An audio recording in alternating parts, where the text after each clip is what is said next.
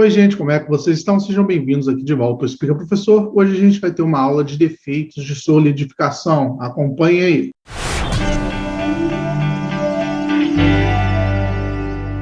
Bom, para quem não me conhece, eu sou o Júlio Altoé e antes de qualquer coisa, eu gostaria de pedir para você que já acompanha aqui o canal de deixar o like aí nesse vídeo. Se você chegou aqui agora, também deixa o like e lembre de se inscrever no canal e ativar o sininho, que sempre que tiver vídeos novos, você vai ser notificado.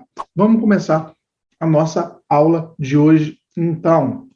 A nossa aula de hoje a gente vai falar, a gente já falou um pouquinho sobre algumas questões de solidificação mais micro, umas questões um pouco mais macro, e agora a gente vai falar alguns defeitos que a gente pode ter durante a solidificação. E a retração e a minha porosidade, eles vão ser os meus principais defeitos de fundição, Quando eu estou falando especificamente de fundição, eu vou ter meu processo de solidificação. Então, aqui a gente tem dois defeitos principais, a retração e a porosidade, que são os meus principais defeitos de fundição. Apesar de existirem outros, a gente vai passar rapidamente aqui outros e algumas subdivisões desses outros defeitos que a gente tem. Então, quase todos os meus materiais ali, eles costumam ser um pouco mais densos no estado sólido do que no meu estado líquido, Até porque quando eu estou no estado líquido, eu estou com uma temperatura mais elevada, eu estou aumentando a minha temperatura. Se eu estou aumentando a minha temperatura, eu estou aumentando ali também a agitação das minhas moléculas, logo eu vou imaginar que eu vou conseguir ter um espaçamento maior, eu vou ter um volume maior ali quando eu estou no estado líquido, A gente tem poucas exceções de materiais quando a gente vai para o estado líquido e a gente diminui o volume. Então, durante a solidificação aqui, o meu material ele costuma contrair ou encolher até 7%. Aqui a gente está vendo uma tabelinha, esse shrinkage aqui, ele é exatamente o meu encolhimento, quanto que ele está contraindo. Por exemplo, para o meu alumínio, que é um metal que é muito fundido, eu tenho aqui um encolhimento de 7%, para o chumbo, 2,7%. Aqui eu tenho alguns casos, que são os casos de exceção, para a água. A gente sabe que para a água, quando a gente está, na verdade, solidificando a água, ela expande, Por isso, se você botar uma garrafa d'água muito cheia, fechada no freezer, se a garrafa for de vidro, você tem que tomar muito cuidado para ela não quebrar, E às vezes a garrafa de plástico, ela fica até estufada, se você congelar, E aqui eu também tenho um galho, que é um outro elemento, que são essas exceções, que eu vou ter aqui uma expansão, ao invés de eu ter um encolhimento, Mas aqui aços ao carbono, aços alto carbono, ferros fundidos aqui brancos, só os cinzentos aqui que eu vou ter uma expansão. Aqui a gente tem alguns exemplos de alguns metais, Alguns desses que eu vou usar muito na fundição, como por exemplo aqui o meu caso do alumínio. Então, por que isso aí acaba sendo um problema, esse meu encolhimento, essa minha retração? A maior parte da minha retração ela vai ocorrer numa forma de uma cavidade, se a minha solidificação começar ali em todas as partes do meu fundido, Ou também, como a gente costuma chamar aqui, de rechupe. Então, se uma superfície minha solidificar mais lenta que a outra, eu posso ter alguma formação aqui desses tipos de defeito, ou a minha cavidade aqui, ou esse meu rechupe, Esse meu rechupe é essa região aqui que eu tô vendo aqui na minha superfície. Aqui está de uma forma esquemática, Normalmente é uma coisa um pouquinho menor, mas acaba não sendo defeito.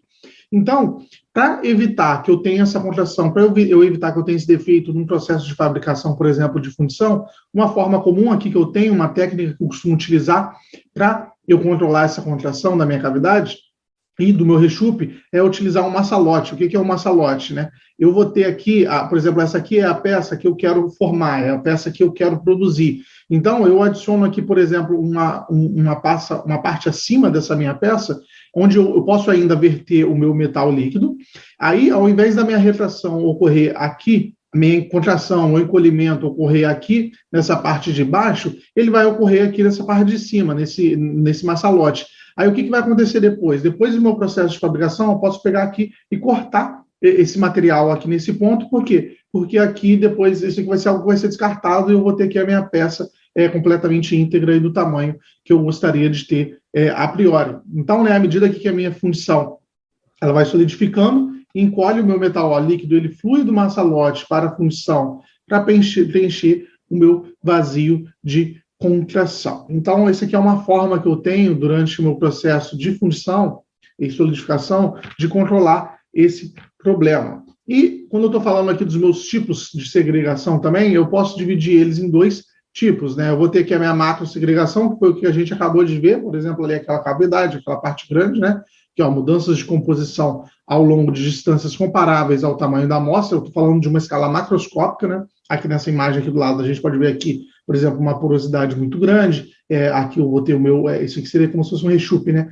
Aqui eu vou ter o meu rechupe aqui em cima. Isso aí são exemplos de macrosegregação, são defeitos que eu vejo em uma escala mais macroscópica.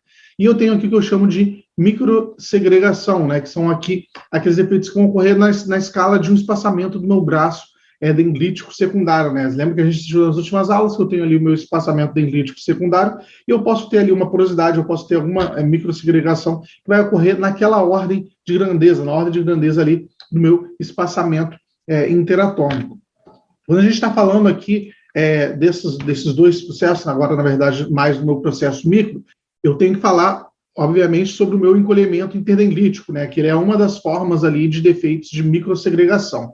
O que é esse encolhimento interdendrítico? Eu vou ter ali uns pequenos poros de encolhimento entre as minhas dendritas. Vamos pensar aqui que primeiro eu estou formando a minha dendrita aqui de um estado sólido, né? E entre as minhas dendritas eu vou ter aqui um elemento aqui que está no estado líquido, né?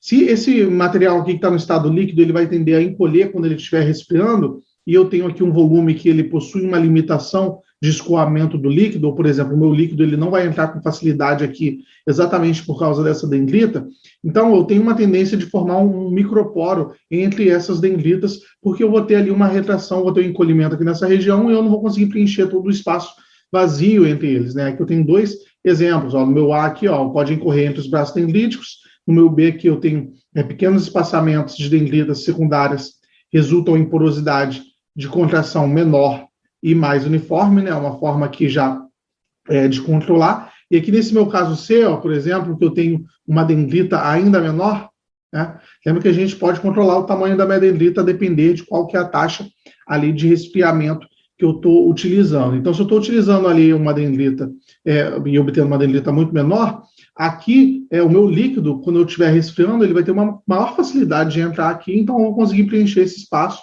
Então, eu vou conseguir evitar a formação dessas microsegregações, desses microporos.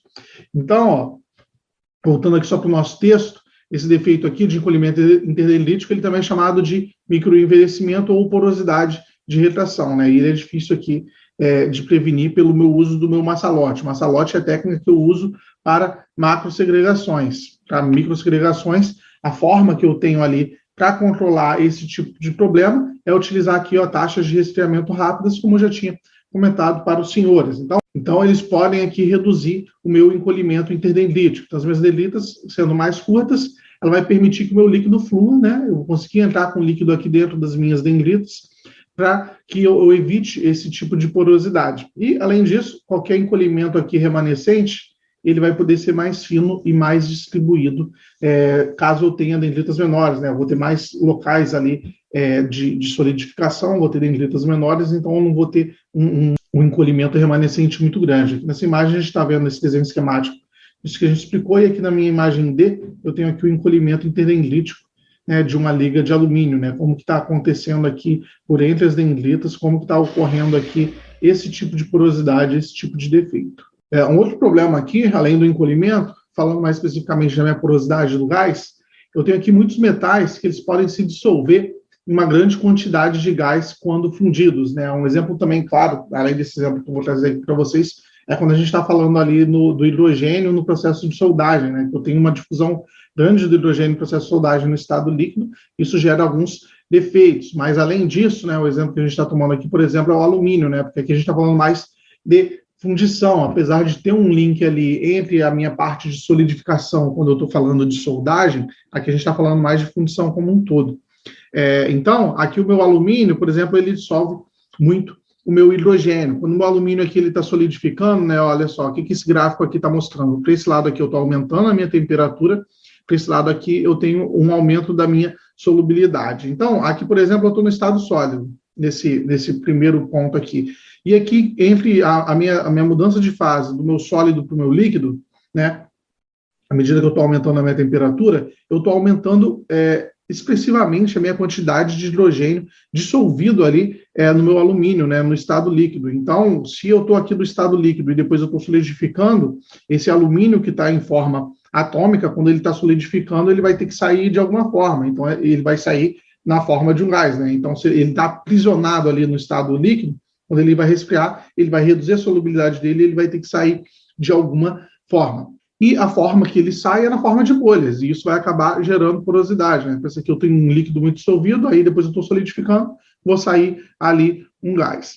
Então, ó, só reforçando aqui, ó, o excesso de hidrogênio, que ele não pode ser incorporado no meu metal sólido ou na minha estrutura cristalina da liga da forma de bolhas, que podem ficar presas no metal sólido, produzindo porosidade gasosa. Então, todo hidrogênio que não vai ficar ali na minha estrutura, ele pode produzir algum tipo de porosidade. E aqui a minha quantidade de gás que pode ser dissolvida no metal fundido, ele é dado aqui pela minha equação de Sievert. Então, aqui eu tenho que a minha porcentagem de gás, que é uma equaçãozinha, né? Eu posso calcular a minha quantidade de gás, ela vai ser dada pelo meu valor K, né? Esse meu K aqui, ele vai ser uma constante que para um sistema metal-gás, ele vai aumentar com o aumento da temperatura. Eu tenho esse ρ de gás aqui. Esse ρ de gás, ele é a pressão parcial do gás em contato com o metal. Então, se eu estou num processo de fundição, eu estou querendo aqui determinar a quantidade de gás que pode ser dissolvido, eu posso utilizar essa equação. Bom, e a gente tem algumas outras técnicas de evitar ali a porosidade, quando eu estou falando em termos de fundição, que é, por exemplo, eu mantendo a minha temperatura do meu líquido baixo e adicionando ali materiais no meu líquido, e esses materiais podem ali combinar com esse meu gás e formar um sólido, né? Então, eu vou assegurar ali que a minha pressão parcial do meu gás ela vai estar baixa, né? Uma forma, por exemplo, de fazer isso é colocando o meu metal fundido numa câmara a vácuo, né? Porque eu vou estar reduzindo a minha pressão de gás, né? A gente está vendo aqui que a minha pressão parcial de gás, ela influencia na minha equação. A gente vai fazer exercícios no próximo vídeo e a gente vai ver ali como que a gente aplica essa equação aqui usando a pressão parcial de gás. Isso aí, às vezes, é muito utilizado em alguns processos metalúrgicos.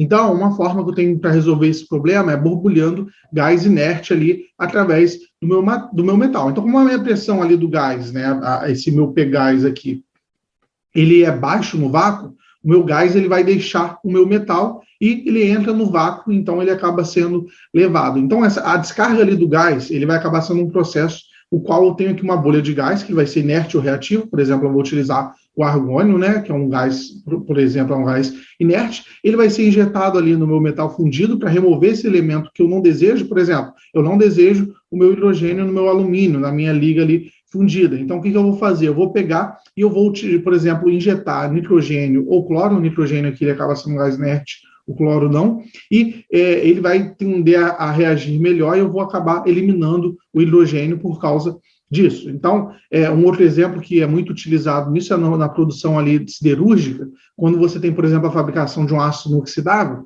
Então, a gente tem um processo que ele é conhecido por descarbonatação de oxigênio pelo meu argônio ali. Então, o argônio ele é utilizado ali para diminuir o teor de carbono do meu fundido sem oxidar o meu cromo ou o meu níquel, né? Por isso que eu utilizo ali exatamente para o aço inoxidável, né? Normalmente, quando eu estou utilizando a descarbonatação normal ali no meu processo de aciaria, eu posso utilizar o oxigênio mesmo, ou posso também utilizar o meu oxigênio com gás inerte. Vai depender muito de qual processo eu estou utilizando. Bom, minha gente, a aula de hoje foi isso. A gente vai fazer uma aula de exercícios ainda posteriormente para aplicar algum desses conceitos aqui. Muito obrigado a você que assistiu esse vídeo. Lembre de deixar um like, se inscrever no canal, dar uma conferida aí no nosso programa de membros, caso você queira apoiar aqui o canal de alguma forma. Até uma próxima aula aí. Tchau, tchau.